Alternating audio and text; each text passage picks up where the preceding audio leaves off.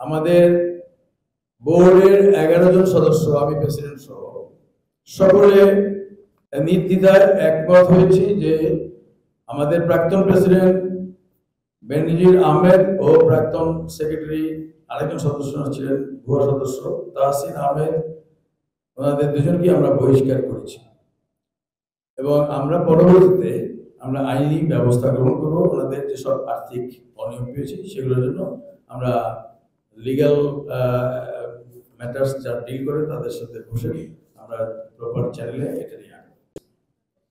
এই 32 কোটি টাকাটা কতখানি সঠিক, এর থেকে বাড়বে না কমবে, এটার জন্য আমরা একটু আগে বলেছি যে বাংলাদেশের স্বনামধন্য চার্টার্ড অ্যাকাউন্ট ফার্ম উদাবাসীকে আমরা নতুন করে আবার নিয়োগ দিয়েছি।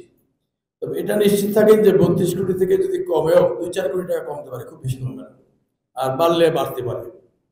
এইটুকু যে আমরা নির্বাচিত হওয়ার পরে যেটা দেখতে পেলাম, যেটা হলো যে দীর্ঘ প্রায় 10 বছরের কাছাকাছি সময় উনি এই প্রেসিডেন্টের পদটি আঁকড়ে রেখেছিলেন জোর করে। এই জোর করে আঁকড়ে রাখার পরে যেটা হয়েছে যে অন্যান্য যারা এসি মেম্বার ছিল বা আমিও ছিলাম, আমরা কেউ আসলে আসতে পারিনি, কাজ করতে পারিনি, কাজ করার কোনো পরিবেশ ছিল না, ডাকতো না। এটা একচেটিয়া ছিল উনি এবং ওনার তৎকালীন ওনার নিয়োজিত একজন নেভির অফিসার লেফটেন্যান্ট কমান্ডার তাহসিন, যিনি কিনা র্যাবে থাকা অবস্থায় ওনার চাকরি চলে গিয়েছিল বা যাই হোক, সেটা ওনাদের ইন্টারনাল ব্যাপার।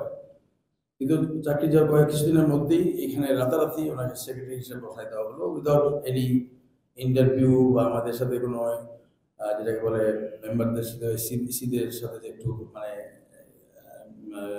আন্ডারস্ট্যান্ডিং ডিসকাশন করা, এগুলো হচ্ছে উনি কিছুই ধার ধারেন নাই।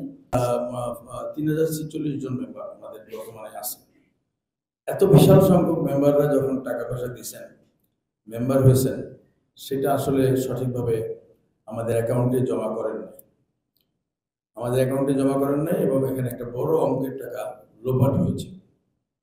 এই লোপাটের জন্য যে মেম্বারশিপ দেওয়া হয়েছে যে ডকুমেন্টে, সেই ডকুমেন্টে বেনজির সাহেবের স্বাক্ষর আছেন। আইনি ব্যবস্থার আশ্রয় নেওয়া ছাড়া আমাদের আর কোনো উপায় নেই। আমি আপনাকে বলি, আমাকে উনি 3 বছর ক্লাবে ঢুকতে দেন নাই ওনার ক্ষমতা দিয়ে। আমি আসলে আমাকে গুম করা হয়তো, আয়না করে নিয়ে যাই হয়তো, আমাকে ওনার সিকিউরিটিকে দিয়ে আমাকে মানে এই করা হয়তো, অনেক কিছু, এবং এই ক্ষমতা ওনার ছিল। আমি একজন সাধারণ ব্যবসায়ী, আমার ওনার সাথে ওই ধরনের আপনি জানেন বিগত ইতিহাস, ওনার সাথে ফাইট দেওয়ার মতো অবস্থা ছিল না। তবে হ্যাঁ, আমি কিন্তু ছাড়ি নাই, আমি আইনি লড়াই করেছি। আমি 1টি নয়, 2টি নয়, 3টি লিগ্যাল নোটিশ ওনাকে ডাইরেক্টলি ওনার নামে দিয়েছি। এবং উনি যখন অন্য মানে বিজ্ঞ আইনানুগের সাথে কথা বললেন, তখন উনি বুঝলেন যে না, আমি আমার ফাইটটা লিগ্যাল, এবং আমি যদি কোর্টে যাই ওনার এই কমিটি এবং উনি বাতিল হবেন।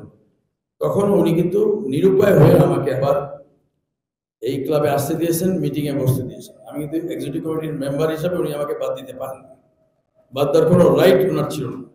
কিন্তু আমি আসিনি ভয়তে, এখন তো আর ভয় পাওয়ার কিছু নাই। আর আমি ব্যক্তিগতভাবে মনে করি, আমার কমিটিও মনে করে যে আমরা প্রায় 3100 মেম্বারের প্রতিনিধি, নির্বাচিত প্রতিনিধি, এখানে ভয় ডরের কোনো প্রশ্ন না। আমাদের দায়িত্ব থেকে আমরা আজকে